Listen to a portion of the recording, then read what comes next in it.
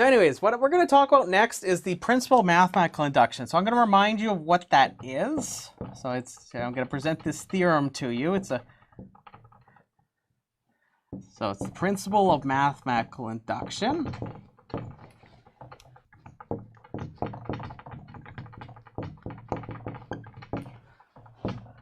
Which I'll abbreviate as PMI or MI. I'll do MI because it's one less letter. So let me give the statement for you, and I'm going to explain what this is all about, because at first it looks a little daunting, and especially if it's been a while since you've either seen logic, or if you've never seen logic, I want to be able to explain it for you so it doesn't look too alien. So what we're going to do is we're going to let S with N denote a statement regarding an integer n,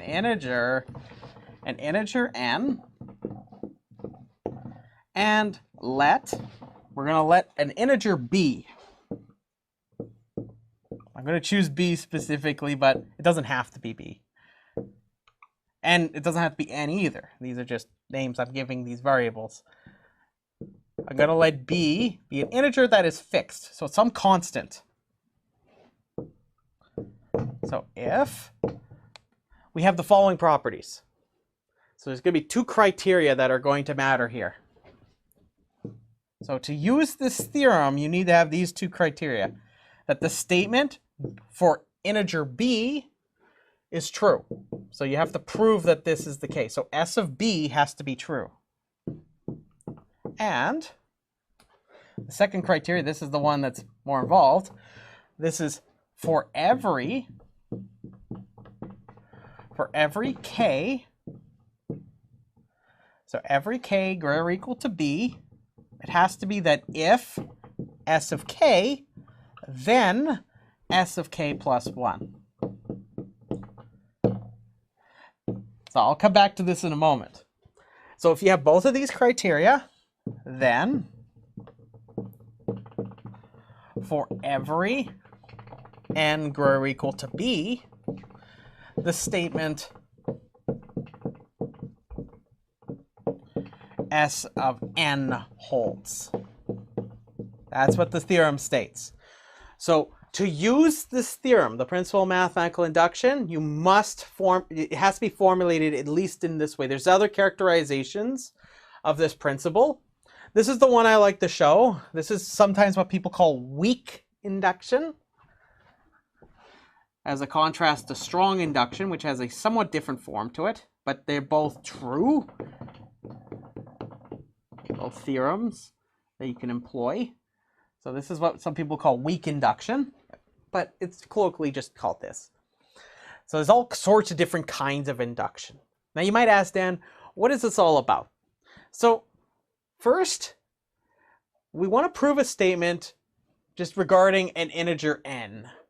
So we're going to have some statement. A statement in the mathematical logic sense is always going to be true or false. So we have to show that this statement S of n is true for all integers that we're interested in. So to do this, we play a bit of a game. And I like to think of this like I'm teaching a cat how to climb into a bunk bed up a flight of stairs, or a staircase, or a ladder. Just more simply, a ladder. So imagine you have a ladder here. And we have our lovely, lovely cat friend. We have Miss Kitty, for example. Here's Miss Kitty. Miss Kitty right here. She's right here, goes, meow. Like she does. Her tail looks like it's melting, but I assure you she is okay. She does sort of things like that. So I want to teach Miss Kitty how to climb up this ladder for the bunk bed to get to her bed up here. So I would like to be able to do that. So you might ask, Dan, how do I start with Miss Kitty? Now, Miss Kitty's a very curious cat. So what Miss Kitty would do is I would show Miss Kitty where the start of the ladder is. So that would be S of B. So to convince Miss Kitty to get on the ladder, I got to show her that S of B is in fact there. It's true. So I give Miss Kitty, I show Miss Kitty, hey, I got to take her paws and just put her onto that bottom of that ladder there. And I just say, hey, look, here's the first step, okay? So we're just getting Miss Kitty cozy with the whole idea. Now, what we have to do next is, because Miss Kitty is also not just curious, but rather cunning with her way of teaching herself of things, I need to show Miss Kitty how to go from any one rung of the ladder to the next rung of the ladder. But I can't tell her which rung we're on. It has to be that I show her one rung, so I put her back feet on one rung, and I show her how do we go from that rung to this one. So I would like to go from one rung to the next rung. So you might ask, Dan, how exactly do you do that? So I have S of K, and I have S of K plus 1. What I need to do is show Miss Kitty how to go from one rung to the next rung, but it has to be an arbitrary rung. So it means that given S of K, it has to be that S of K plus 1 follows. So you might ask, Dan, what does that mean? What does that mean? It means that if I suppose that S of K is true in the sense of a conditional statement, for those that aren't initiated with mathematical logic, think of it like an if statement, or say, I'm going to do this if I got this. So the if part is the most important part here. So suppose that this is true. S of K is true. It has to be logically that you could go from this, so you could derive it from this statement, that this one follows. So it has to be that I use S of K to help me prove S of K plus 1. It isn't that I just cold turkey come up with S of K plus 1. It has to be that I derive it from S of K plus 1, so that if this is true, that follows. So you're going to see this in our examples. So we can't just simply invent S of K plus 1 by deriving it that way. We have to use S of K to formulate S of K plus 1's statement. So we use S of K to prove S of K plus 1. So you might ask, Dan, how does this work mechanically from a logic standpoint? So just like I said, Miss Kitty, we've taught her how to start at the beginning of this ladder and to get an arbitrary one. So just to put this in context, suppose that B was 1. Suppose B is 1, just for the sake of our discussion right now. What it's saying is that if I know S of 1 is true, and suppose I have that second condition, what the second condition would tell me is that this has to be true for every integer that is B or greater. So it has to be that S of 1, if S of 1, then S of 2. And what does that also mean? Well, for every integer, right, that's greater than K, right? So we got S of 2 implies S of 3. And S of 3 implies S of 4, and so on.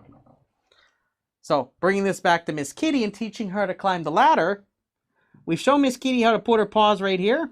And because I taught Miss Kitty how to go from one rung to the next, bum straight, she can go right up the ladder, however tall that ladder might be, and get to her bed.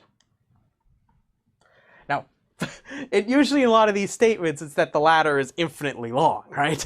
But in the context of algorithms, almost always are these statements going to end up being, if you're talking about like an algorithm, well, mathematical induction usually be some finite number that the way you apply the statement. So even though the statement will be true for general terms, so for example, in say an iterative algorithm, you have something called a loop invariant or an invariant. These are usually, you use mathematical induction to prove these kind of things. For some more basic algorithms, it would be that you would prove it for arbitrary one, so that you could just say, okay, I have n rungs to my ladder, and I could just hop into bed. Okay? So that's actually how this works. So this is actually the reason why you need number 2. The number 2 is helping you get from one rung to the next rung. Now, if you don't remember your logic, or you never heard of this stuff before, when you give a conditional statement like this, if this is true, so if I know this is true, and you prove to me that it follows that this is also true, that means that if I start off with S of B, what's going to happen is it gets me just like with Miss Kitty climbing up the ladder, going rung by rung by rung by rung. It's actually proving each successive statement, logically speaking. So if I have S of B, then I know how to prove S of B plus 1. When if I have S of B plus 1, I know how to prove S of B plus 2, and so on. So that's what the power of step 2 here, the second criteria, is. So hopefully that is clear. So that's what the principle of mathematical induction is that if I can get these two conditions, then I could say that the statement S of n holds for all n greater or equal to b. And these two right here, they usually are formed into two parts. This is usually called the basic or base step in the proof. And this part right here is usually called the induction or inductive step.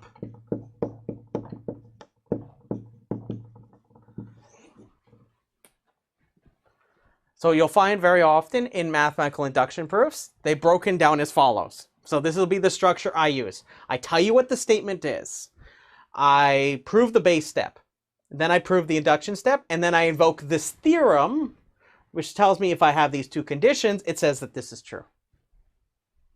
Easy peasy, right? So let's get to our examples, okay? So what I'm going to do is I'm going to prove for any positive integer. So my statement is going to be on the positive integers. So this plus means just positive, and this is the set of all integers. What I'm going to do is I'm going to prove to you that the sum from I is equal to 1 to n of I is equal to 1 plus 2 plus all the way up to n. So this is the same thing. So this is not the statement. The claim is as follows, that it's n times n plus 1 divided by 2.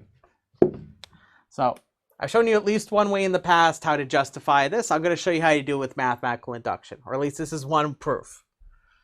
So let's write out the proof, well, a proof for this. So first thing I'm always going to do is I'm going to tell you what I'm denoting the statement as. What am I performing induction on? That's the way people will talk to you about this. They'll say, what are we performing induction on? So we're going to perform induction on n, okay?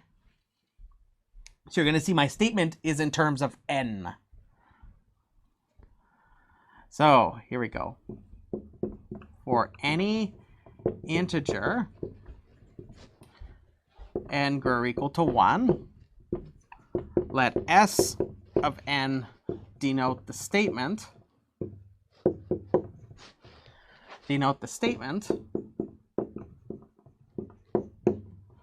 Statement as follows. So S of n is going to be as follows. It's going to be that the sum from I is equal to 1 to k. No, not k. We want n. We need n right here, because remember, this is involving n of k. Nah, let's make it I. Let's make it I right here, because we need it I right here. Let's make it I. I is equal to n times n plus 1 over 2. That's the statement we would like to prove for any n that's a positive integer, right? So let's have some fun with this. So I gotta first show Miss Kitty the first rung, so that brings me to the base step. So we're gonna start off with the smallest number for my claim, and it's n is equal to 1. So I'm just gonna say that. Base step, n is equal to 1. So let's just say what S of 1 is. Then S of 1 is the sum from I is equal to 1 of I, which the statement would be that it's saying, so I just plug in everywhere I had n, I'm going to put in 1, is 1 times 1 plus 1 divided by 2. Well, that's 1 times 2 over 2, so that's just 1, right? That's what S of 1 claims. But here's the thing. That's just 1, right? That's the left-hand side, so we're okay. So both sides of the equation,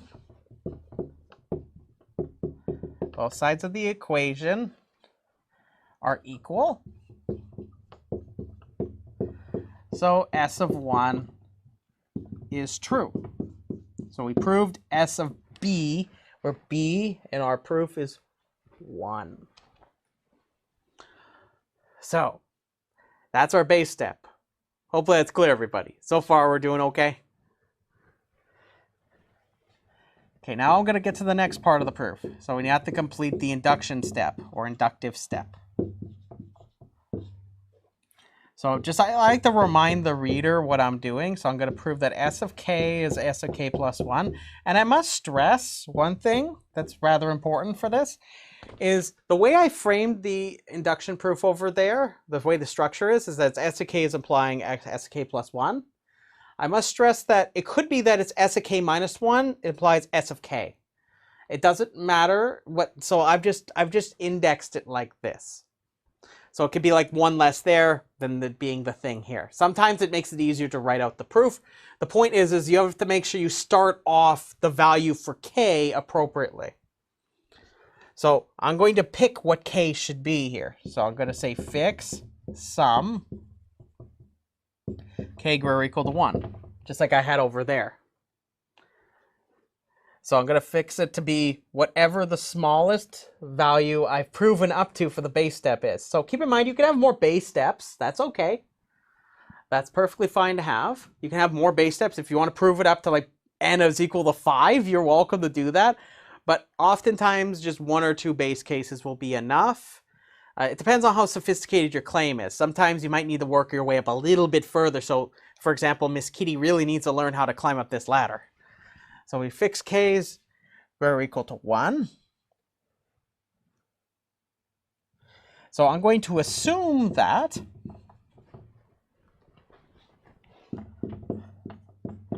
S of k, so S of k, so everywhere where I had n, I'm going to put k of I is equal to k times k plus 1 over 2. So I'm going to assume this.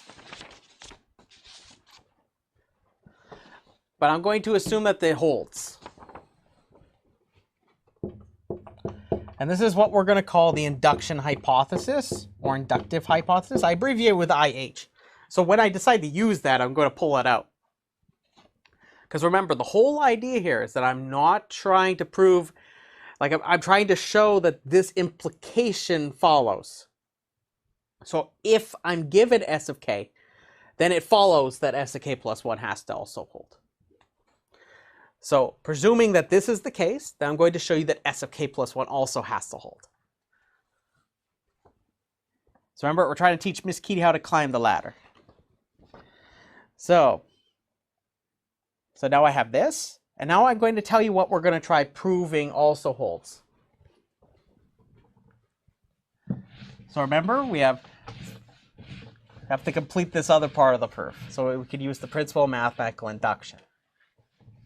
But yeah, remember, the whole mechanism here is that you start off with S of b, and once you have all these conditions laid out in place, as soon as you press down S of b, it's like knocking over a whole launch of dominoes. So it's just like my little finger is like, okay, I got S of b, boop, and all of them are going to fall over, okay?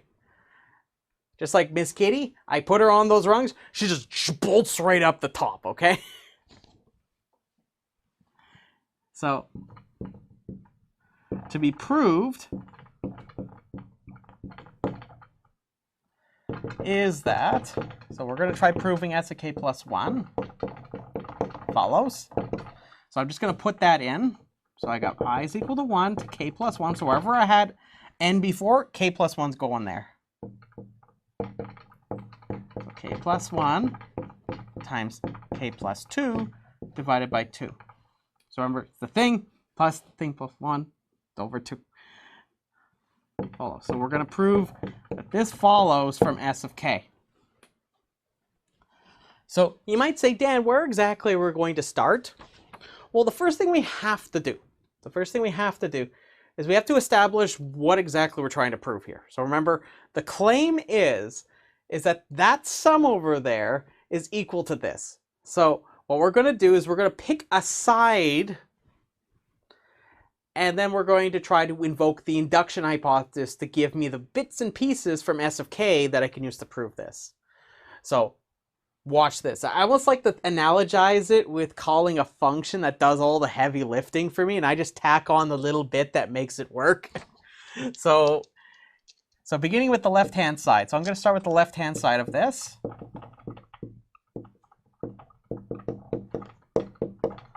The left-hand side of S of k plus 1 we have the sum from I is equal to 1 to k plus 1 of I is equal to k plus 1 plus this. Let me explain carefully what I just did. Okay.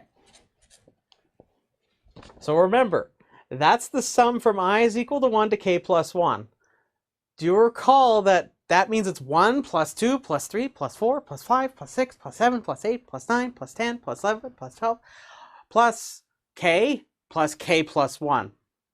So what I'm going to do is I'm going to just shave off the top of my sum, k plus 1. I'm going to set it aside. Remember, I'm not cheating or anything. K plus 1's right there. But this is everything else. But what's this? That's over there, right? S of k is right there. So if S of k is true, I know the answer to this, right? That's what I mean. So watch. So k plus 1, this is equal to k plus 1 plus k times k plus 1 divided by 2. This is by the induction hypothesis. S of k, right? That's what it says. We've assumed it's true, right? Just for the sake that we can argue that S of k plus 1 follows. Now, remember, we're not done yet. We need to get the right-hand side here. So I'm going to do some massaging. I'm going to massage this with some algebra to make it look like the right-hand side of S of k plus 1. So here we go. So I'm going to make this have a common denominator. So the k plus 1 is going to be 2 times k plus 1 all over 2. So 2 times k plus 1 plus k times k plus 1 all divided by 2. And then I'm going to expand. Let's expand this. So I have 2k plus 2 plus k squared plus k all over 2. And then I'm just because I'm running out of space here, I'm going to kind of shuffle this down here now. Well, this is just k squared plus 3k plus 2 all over 2. Because remember, I have a k there, I have 2 k's there, right? Now I'm just going to factor this. Watch this. Well, I have k squared, I got 3 k's, and I have a 2. Well, I know to get this right here, I have to go 2 times 1 probably, right?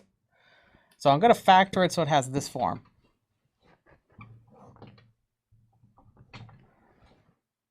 So I know to get 2, I can go 2 times 1. But I need 3k, so I need something to go here to make it so it's 2k. And then I need something here to make it 3k in total. So I have k, and I have a k right here. Well, what's that? It's right here, right? Just switch those two around, and there you go. Which this is the right-hand side. Thus, 1 arrives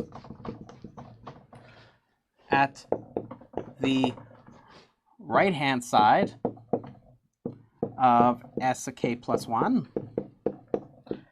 And S of k plus 1 is also true. This completes the induction step. Now, I just invoke the principal mathematical induction. So therefore, by the principal of mathematical induction, the statement S of n is true for all n greater or equal to 1. And we're done. I marked the end of the proof there. Piece of cake, right?